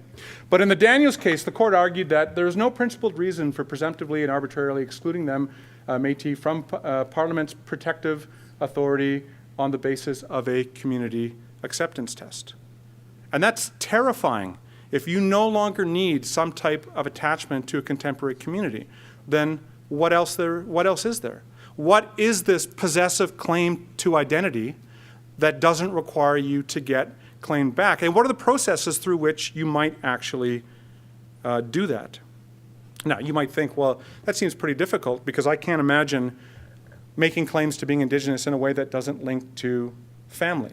Now, if you live away from family, your family might be pissy about the fact that you don't come back and visit, and when you do come back and visit, you don't stay long enough. There's all these different ways in which you can be a bad relative, and I probably fit a lot of those, but that's different than not being able to have someone claim you at all. And that becomes a really, really important piece of accountability that is effectively removed when they remove out the contemporary community acceptance. So this is what I call inert self-making. So if this is based on this kind of possessive will that because you want to be something, that's enough for you to make a claim to be that thing, whatever it is, what kinds of evidence would you marshal? What kinds of evidence would you bring forward to demonstrate that claim? And as I'll discuss in a moment, what makes them inert? Well, one of the things that's been used in recent years is databases and archival sources. So this is not a dig at databasing. We have lots of people in our communities that use databases to make these broad kinds of links. It's an incredibly important tool. Dr. McDougall will be talking about this. You're talking about that, right? Okay, she'll be kind of talking about that in her session tomorrow. So I'm not sort of critiquing the idea that we should get rid of archives, that kind of thing. Obviously, these things are important, and these ancestry things are important as well. But what is the context within which people are doing this? Many of the people who are doing this in the context, they already live in family and community situations, and they just want to know more. It's very often people who are sort of getting on in age. My apologies, I'm 43, so there's not that much longer before I'm getting on as well. But you get, in my family anyway, lots of the older people who are either retired or close to retirement are really interested in these things, and they dive in. And so now I can email them anytime I have a question about something, and they'll say, oh no, that's so-and-so's this, that's so-and-so's that, et cetera, right? So I'm not critiquing the idea in and of itself, but when you do it outside of the context of being connected to a family and connected to a community, it becomes incredibly problematic because you get to pick, without any accountability whatsoever, what counts as your Indigenous relations to you, and that's incredibly problematic to me. So databases and archival sources is the first part, and when things came out right after the Daniels decision, the Métis Federation of Canada, the young upstart organization that it is, immediately started throwing stuff up online, and its members started throwing stuff up online about what a sea change decision this was going to be, how the fact that Métis weren't just in Red River, Métis were all over Canada, et cetera, and then they started having a discussion about, well, but wait a minute, so how are we actually going to substantiate these connections? And so they started talking about, well, we've already done some work for you, and we can link, quote unquote, these Métis families back to 1644 in this case. So this person writes, in 1644, the first registered marriage was my great grandparents, but yet I don't have recognition as Métis. Métis Federation of Canada says, get your application in with supporting documents. The more people we register, the more we can show relationships between members. We can truly say all our relations. Someone says, where might one find the rest of this list? Métis Federation says, this is a preliminary list of Métis ancestors of our members as compiled to show the federal government that the Métis Nation was truly born in the East almost 400 years ago. The couples listed on it are fully documented and proven. And whenever I see stuff like this, I'm always curious, well, why do they stop there in the East? If it's simply an issue of mixing, why don't they go further back to France? And before that, Gaul? And before that, Rome? What is it about this particular construction that's okay, but anyone who makes a narrower construction based on very logical principles is seen as colonial policing, is seen as enacting lateral violence, et cetera, et cetera, et cetera. So if archives and if databases are one way to produce this kind of inert form of self-making, the second way, and this is something that Kim talked about as well, is DNA. I cannot tell you how much I hate those ancestry commercials where someone is Irish at the beginning of it and then they're wearing lederhosen or vice versa, whatever it is. This person thought, what did this person, Kim, do you know what this person first thought she was? No, but she's got a Spanish name, so she has some Indigenous ancestry. That's right. 26% Native American ancestry, mind you, and as various people will talk during the rest of the conference, you can see how interesting and fraught it is to be able to say that you have 26% Native American DNA. But that didn't stop some friendly folks in the East. The Brador Lakes Métis Nation, who wrote, quote, "Great news. Unamaki is back in business. We have finally received our card machine back and will be up and running with the membership cards." Hey, don't laugh at that part. I remember when Métis organizations first started putting out cards, they would have killed for a card machine. So that's not the part that's the part to make fun of. You are working on a shoestring budget. You work with what you have. Those of you who had your application sent back, resend them. Be sure they are certified by Ann Andersen or accompanied by your DNA, or they will be returned back.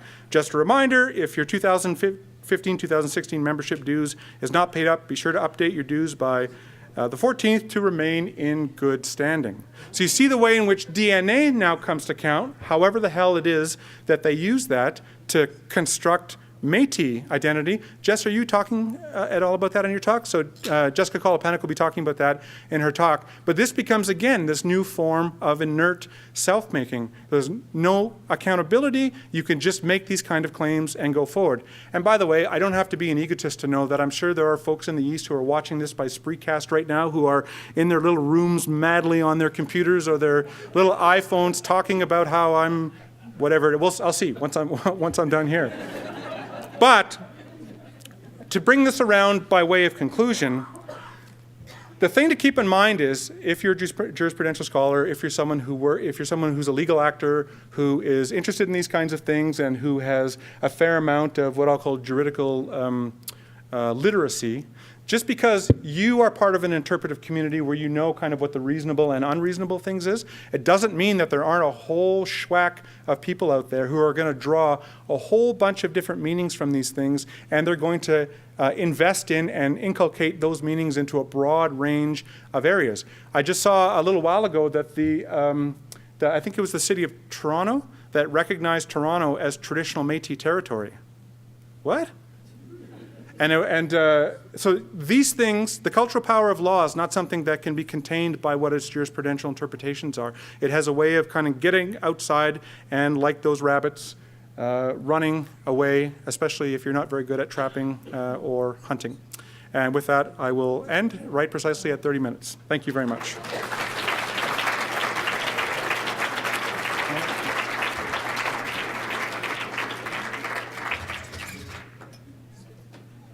So we'll stay up.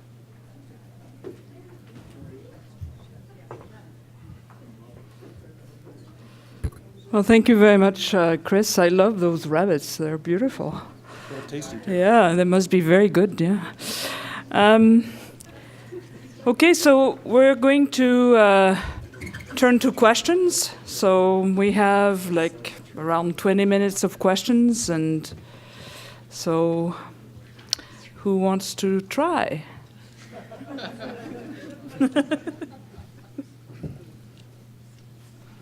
Oh, come on. There must be questions. That's okay if there's not. I don't know.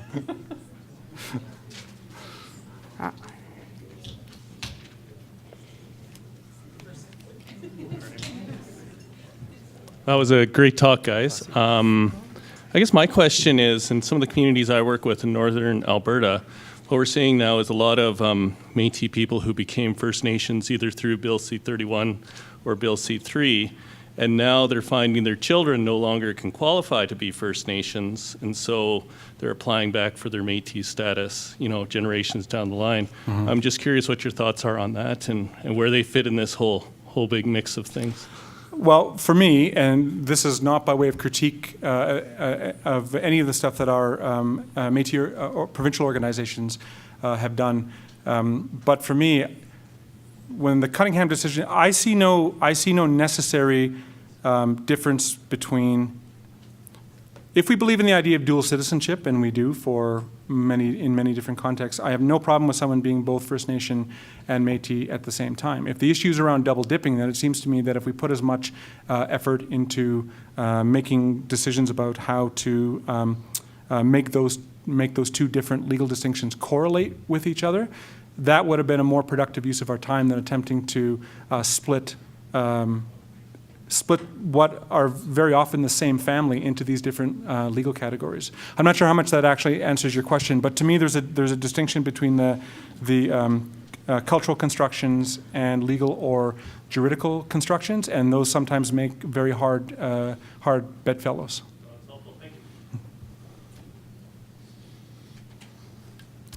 Hello, my name's Walter, and I'm from Grand Prairie, Alberta.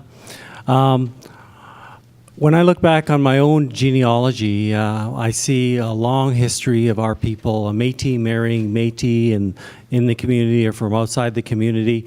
But it seems to be that we know who we are.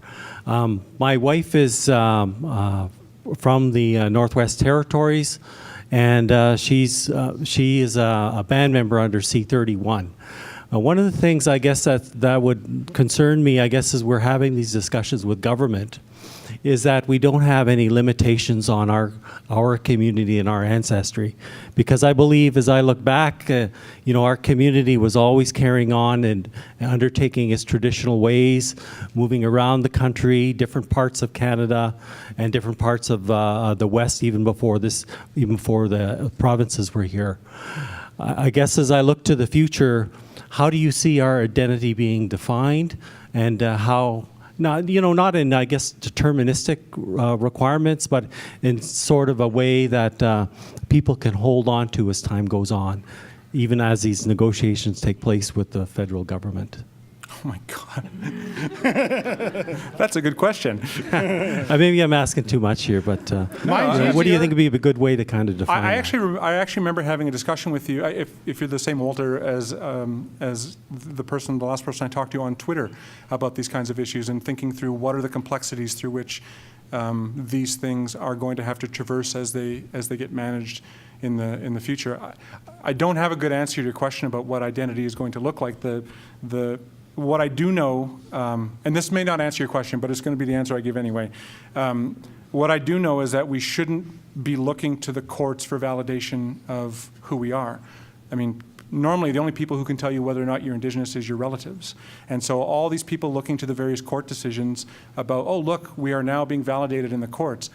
I honestly, sorry, Maria, I'm going to swear, I don't give a shit whether a particular court case validates us or not. If it does, great, it got something right for once. If it doesn't, okay, fine. We have to figure out some way how this is going to impact us politically, socially, and economically. And I'm not naive enough to think that court decisions can't have an enormous impact and an intergenerational impact, but we put far too much of our sense of self in what judges have to say about us. And so whatever the new thing looks like, as long as it's not that, it seems like that's a good way forward. Sorry to interrupt you.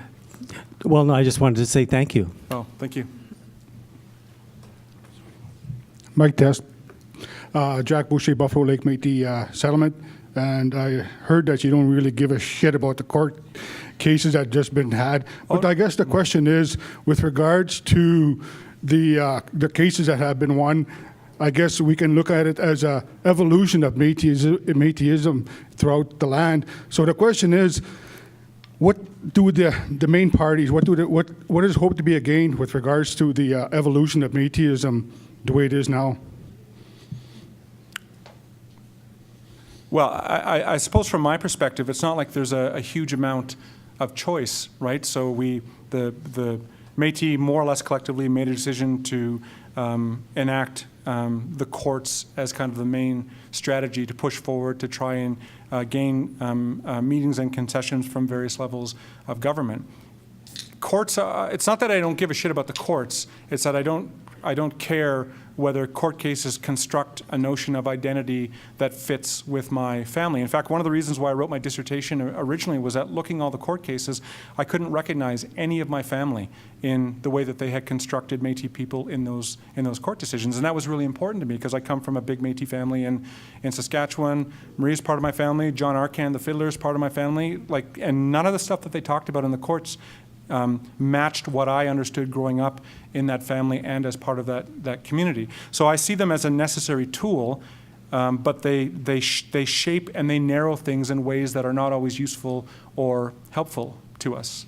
So, and I guess the next question is, like, being Métis, we were voyageurs, we were moving across the land, and I posed this question to some of the delegates that were at the assembly this year at Smoky Lake, is how being transient as we are, so if one person moves in Alberta, lives in Alberta for a few years, qualifies to be a Métis member here, has an MNA card, but then moves to Manitoba and lives there for a few years, what's the requirements, I guess? Do they give up their MNA card here to be a member now in MNC territory, I guess? You know, these kind of things, I don't know if they are being asked. Because I don't know either. I'm a Métis Settlement member. I have a Métis Settlement card. I'm also an MNA member. I have that card. And I've always said that there were some people a few years ago that had a treaty card. So these things are playing themselves out in our country. I'm just wondering what's the steps to make sure that we're unified and something to that effect. Thank you. Thank you. Any other questions? No. Hi, Darlene St. Jean. I really enjoyed your conversation, your presentations, Dr. Tallbear, in particular with regards to Indian identity. And I think that in American politics in particular, that is a fundamental and important issue to be raising. So I thank you for doing that. I'm from the Fish and Lake Métis Settlement, MNAA member. I would like to point out a few things. So I don't know if that particularly applies, though, to Métis identity. And I say that because we all know that Riel was 1/8 Indian. And I know you disqualified or discounted blood quotient or quantum and quotient. But I have to say that with regards to Métis identity, and this goes more in particular to your presentation, and I'll get your name. I don't have it offhand. Dr. Andersen. Chris, yeah. With regards to a Métis community and with regards to the particular provision that you had pointed out in the Daniels decision, with regards to the protection of parliamentary sovereignty and how that applies to community acceptance, if you are a member and your community, let's say for whatever reason, is run by nepotism or is dictatorial or is exclusionary. Hypothetically speaking, and we're talking about human realities, right? In a Canadian society, how do we, if the community doesn't accept you and says, and shuns you and alienates you, do you think that you're no longer a Métis if that happens to you? No, and this is something I've been asked before. The issue isn't whether the community accepts you, because there's all kinds of reasons. These communities aren't outside of social power. They can be, sexist. They can be heteronormative. All these different things. It's not whether the community accepts you. It's whether they recognize you. She's a pain in the ass. She's so and so's granddaughter. That kind of thing. Do you know what I mean? So I'm talking about recognition. The Pally case used acceptance, but I think recognition is a better way to think about it. Even if they don't like you, will they still kind of recognize who you are? Okay. Thank you.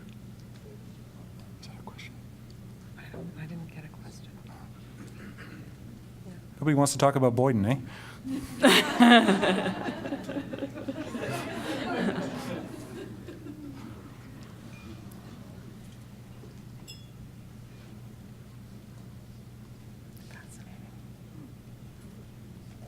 Oh, Marilyn's coming. Yeah. Marilyn, be nice. Yes.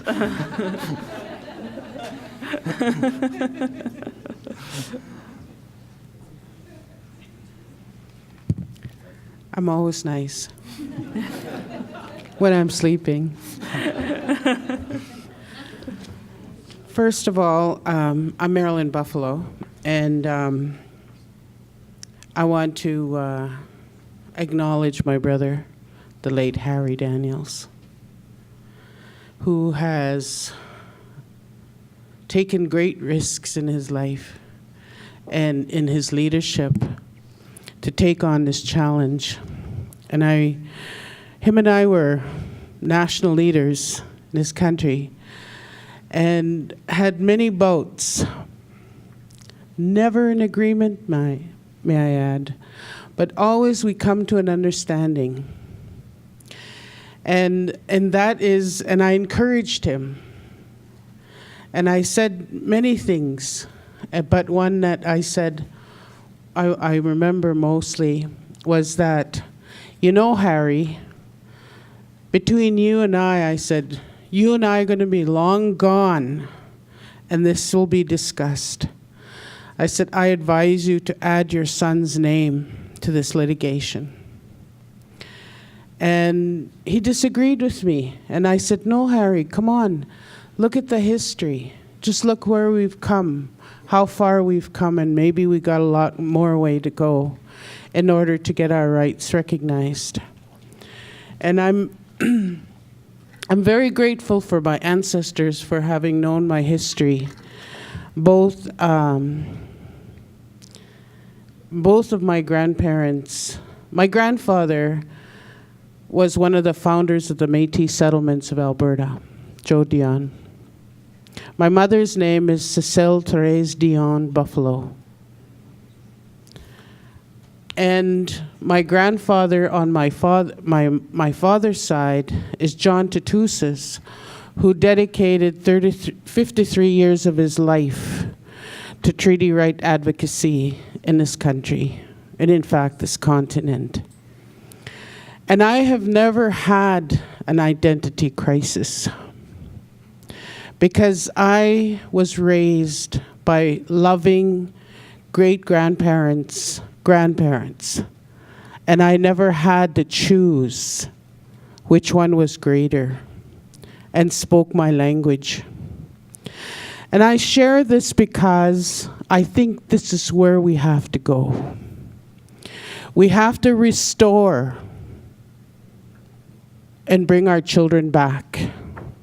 It's not a place, but it's a loving culture, accepting and teaching our children the culture of their people.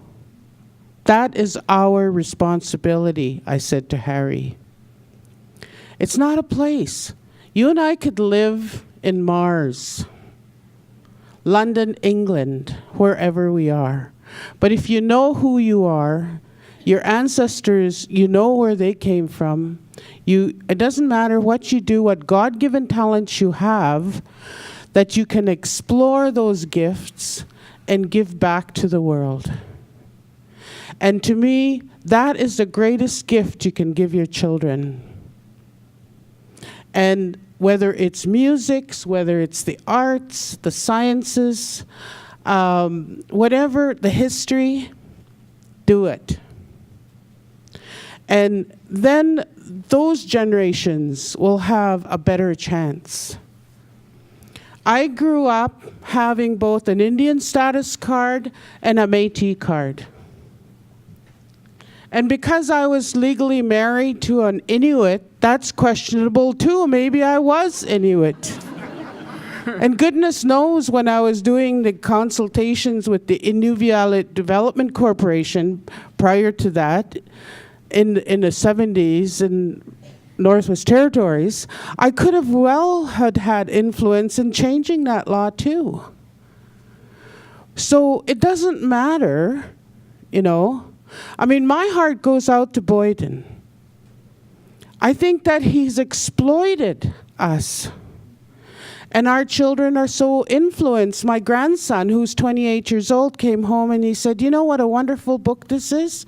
This reminds me of our ancestor, Henry Louis Norwest, who is a world-renowned sniper, who is world-renowned. Honestly, you go to England and my Muslim is talked about like he's still alive. And it's 100 years since World War I. And so, And I said, well, and the first question he asked me was, brilliant kid, he said, is Boyden Cree? But he talked about it, you know? And I said, it's interesting you should say that, because when I hear, I mean, I'm a bookworm. When I hear voice, I can tell whether it's male or female. I can tell whether or not it's authentic. And I can tell you whether or not, if I listen to my language, whether it was taught by a Cree woman or a Cree male. And whether it's really genuinely that dialect from that community. And that's what we need to teach our children. And to passing on that traditional knowledge, that rich wealth of culture we have as Indigenous peoples. We can argue. I mean, I hated going to weddings because it became a fight of who should be allowed to live on the settlements and who should be allowed to live on the reserve. And we ended up not being a very happy family. And I really wish that we could go with that discussion and neglect the fact that we have a legal shrinking definition of who an Indian is. And we're losing our children in that process. Thank you. Thank you.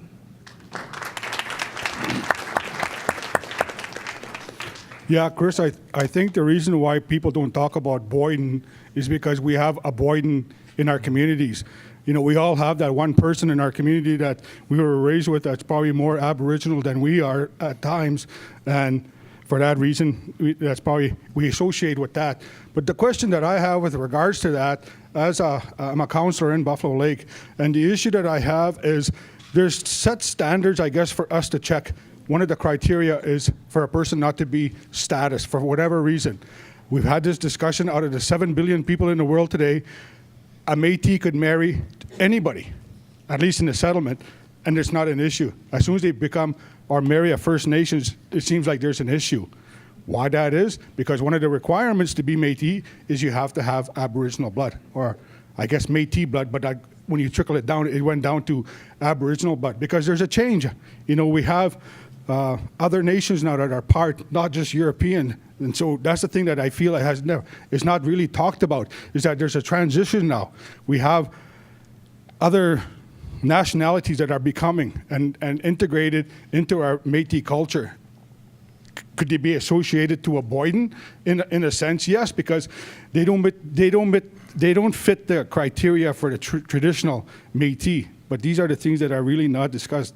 So I think I just wanted to throw that out there, because, you know, criteria, you talk about like databases and all these things. I think that's where we have to go for the next little while anyway, because we have an influx of people coming in. You know, we saw that with First Nations when they were, you know, given more rights with regards to having businesses and all that stuff there. And so people see that as an opportunity to have self-gain. And that's what we, you know, the balance for the people in power or have those decision-making is how do you balance all these decisions that you have to make. Thank you. Thank you. Good evening, ladies and gentlemen. I'm Lauren Lattiser. I'm from Buffalo Lake Community Settlement. I'm a counselor there. You guys had some great speeches, but I would also like to mention, my question is, I started out being a road lounge Métis growing up. And after the 91-24 ruling that Harry Daniels took to court, well, first and foremost, I should tell you, Harry Daniels used to live with us at Lacklebish Mission. I know Harry Daniels as a kid growing up, he lived with us. And the fact is now I'm on a Métis settlement, and I know if this ruling is going to affect our settlements or how we're going to sort out who is Métis. Like, there's so many scenarios you guys spoke about. So how, I don't think the self-identity would work, because like you guys said, there's going to be a lot of ship shapers, whatever they're called, coming out of the woodwork. So how are we going to really prove we're Métis? I know I'm Métis, but do I got to prove this to a different level? Can you answer that question, sir, maybe? Well, I suppose it depends on what you mean by proving that you're Métis. I mean, one of the things that courts almost always do is they begin by saying, we're not saying who's Métis and who isn't. We're saying that if someone wants to, for example, hunt and have protections under Section 35, they have to have X, Y, and Z. But that's not the way in which most people will read that. They'll take these kind of things and they'll imbue it with a far broader set of meanings than could well have been intended by the people who wrote them. So, yeah, I mean, ultimately, the issue isn't whether or not you're going to have to, well, sorry, the issue is very essentially in terms of proving Métis, but it's not really proving Métis identity. And in fact, the term identity is not a particularly useful term here. It's being able to prove membership or being able to prove registration based on the rules and regulations through which that's constructed. Another thing I wrote in my book that 27 people wrote is that the whole idea, or the 27 people read, is that the whole idea of identity is not a particularly useful way of looking at, on the one hand, people's kind of self-understandings, and on the other hand, the kinds of state-sanctioned categories that they have to go through. We refer to both of those things as identity, but those are two very, very different kinds of things. So if you're asking, are you going to have to prove kind of membership in particular ways, then yeah, you will, as do we all. So is there going to be a genealogy or I would assume there would be genealogy. It would be based on whatever you guys collectively decide to do. Can I be the person to buy your 4-6 book? I think there's books out there. If you can help me out, get the hardcover. Well, thanks. And if Mr. Gabriel Daniels is here, Harry's son, I would like to meet him. I don't know if he's here. I don't know if he has. He's gonna, I don't know. Is it my turn? Yes. Okay. Please go ahead. My name is Joe. I'm from same settlement that gentleman was talking to just a while ago. I'm from the same area. I know a lot of these people. I know Maria very well. I think both her and I know Harry pretty damn good. I go a long way back with Harry Daniels. I'm in that 70 years old, and I've been traveling with him quite a bit when we were much younger, back in our 20s and 30s. And oh, Tony's here too. Holy Christ, who brought you in? Another guy I've been around with a few years. I think I was very interested in what you guys were saying. As a matter of fact, I've never heard Aboriginal professors in my life. You guys did a heck of a job. And I was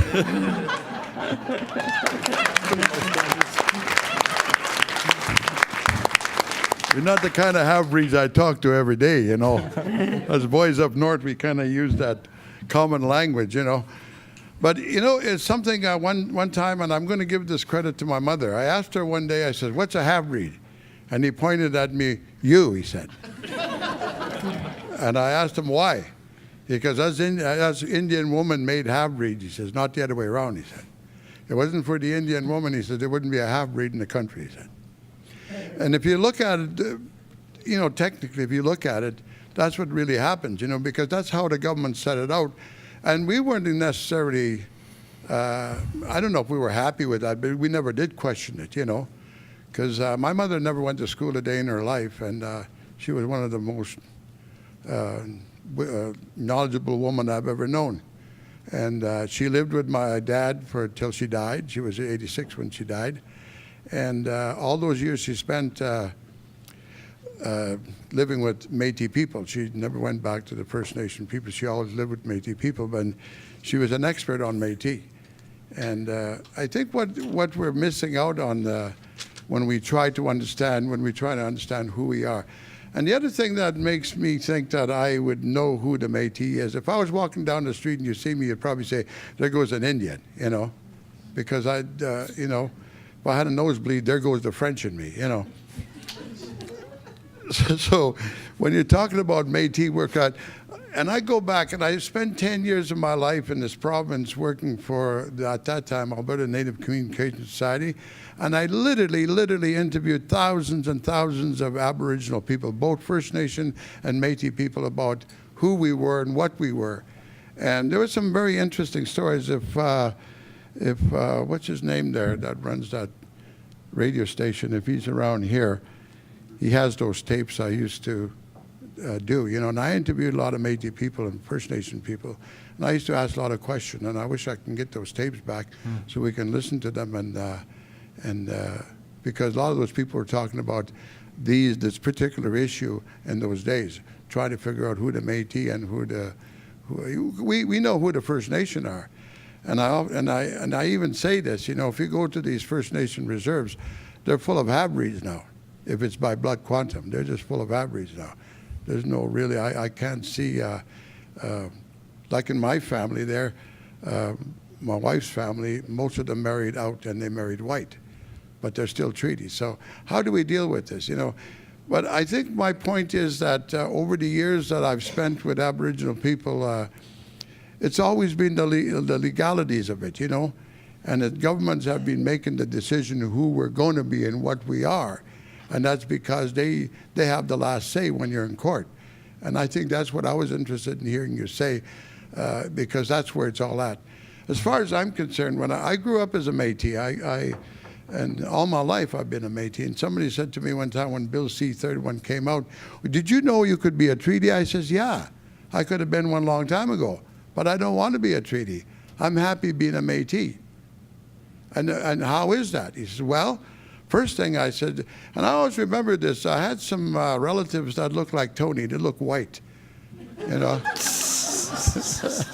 No, I'm just kidding you, Tony, I'm not trying to. How rude. I had relatives that look white, and every time you asked them a question, you know, are you Indian? No, I'm a French half-breed. They wouldn't mention Indian. They'd say I'm a French half-breed or I'm a Scottish half-breed. Everybody was scared to be an Indian a long time ago. I remember that. I'm 74 years old. Because it wasn't advantageous to be an Indian. You couldn't do nothing. You couldn't go in a bar for one thing. You couldn't vote.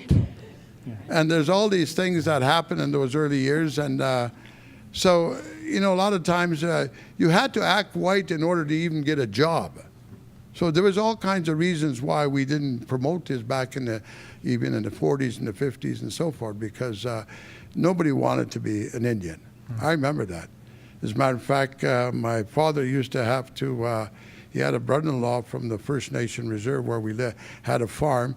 He used to have to go sign his brother-in-law out of the reserve so they can go hunting outside the reserve, because when you're reserved, you're reserved. And that was the case in those days. So a lot of people didn't want to be that. So, and even then, when you look around Alberta here, if everybody was to admit that they have Indian blood in them, you'd be amazed how many people here. Right outside the town here, when I was doing that research, and I talked, when I was doing the radio programs those days, I used to interview a lot of elders, a lot of old-timers, and they used to say, out here in the further north, going north, there used to be a lot of Métis people out there, but they were white. They declared themselves white. And the reason we found out that there were a lot of Métis out there was that soon as the girls at the residential school just at St. Albert there, as soon as they turned 14, 15, whatever, old Father Lacombe would give the girls away, you know, and farmers and trappers and hunters would come and get wives there. And once, after a few generations, the Indian would be gone. So here again, we have, those people can really come back and claim to be Métis. I wanted to mention to Marilyn there when he was talking out here, our grandfather, Pierre Buffalo was a Métis. Well, Pierre Dion, Pierre Buffalo, he was a Pierre Buffalo after. But that's because he married into Hubima and he declared himself treaty. And that could be done back, even in the 40s you could do that. You could just walk into a res and say, hey, can I sign in? And they did. There's another family I know of in Saskatchewan, Water Hen, where they were short of one family and they just pulled in a Métis family just so they can fill the quota as a reserve. So there's a lot of those things that happen in the history that we really have to look at. But as far as being a Métis, oh, there's another relative right there. And that's a... yeah.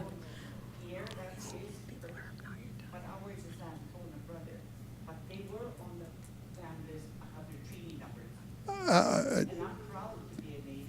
A Cree, whatever, Ojibwe, Solo, Cree, Blackfoot. I'm proud. There's a big line of white, everything we have. Because I come all the way back to 16. Yeah. Anthony Blandieu was our great-grandfather. The French one. So there's quite a history there that we... You guys could talk over supper too. That would be nice. It's a family gathering.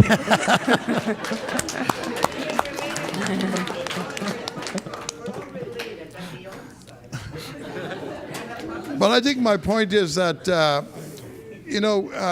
when I did that interviews in those days, Aboriginal people, Métis people particularly, were very concerned what was going to happen in the future, because we were still trying to figure out. And I worked with Harry in the early days back in Lac La Biche, where he actually really started the land claims and the Métis research. I used to travel with him because I knew the area, and he didn't know that well, so I spent a lot of time with him traveling out the north. But I think it's important today to realize that we have a long ways to go. I'm 74, and I thought I knew a lot about Métis people, but how do we get to the end of it? We're still arguing, and it took us 100 years to prove to the government that we actually are Aboriginal Métis Indian people. And I think what's important now is that I think we should go back in the country. There's still a few of us alive that could help out in this kind of research. And I really would like to encourage that. Before we die, I'm serious. Because we need to talk to you guys, And you guys sound good, but you're missing out a few things. And I think, you should Thank rely you very on much. it. Thank you.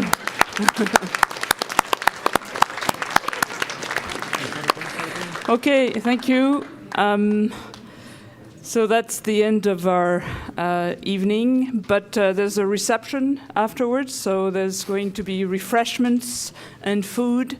So let's go there and continue the conversations in the foyer. Thank you very much. Happens every time there's a